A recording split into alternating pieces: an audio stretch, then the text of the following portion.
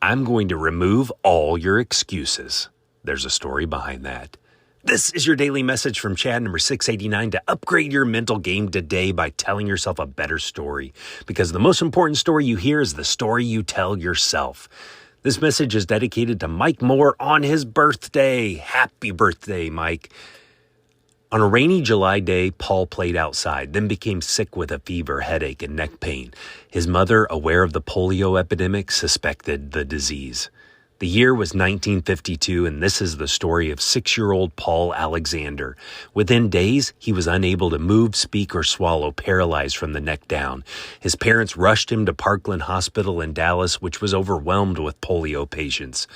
Doctors initially dismissed Paul's chances, but a second doctor performed an emergency tracheotomy to clear lung congestion, saving his life. He awoke in an iron lung, a metal cylinder that used negative pressure to force his lungs to breathe, encasing his body up to his neck.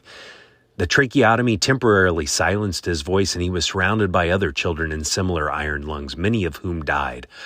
Paul would spend the next 72 years confined in this iron lung. In spite of such a limited existence, he earned a law degree, practiced law, wrote a book, and gathered a huge social media following and was a painter.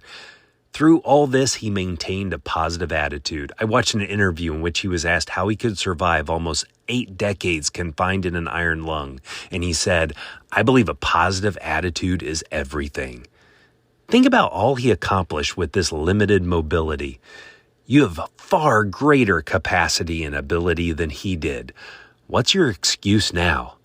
Excustitis is a more crippling disease than polio.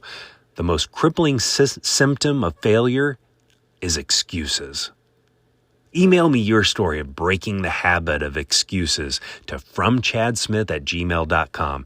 You can find these messages on YouTube, Apple Podcasts, and Spotify. You can download my book, The Most Powerful Story in the World, by going to fromchad.gumroad.com. The transcript of this message and hundreds of others are always available at fromchad.com.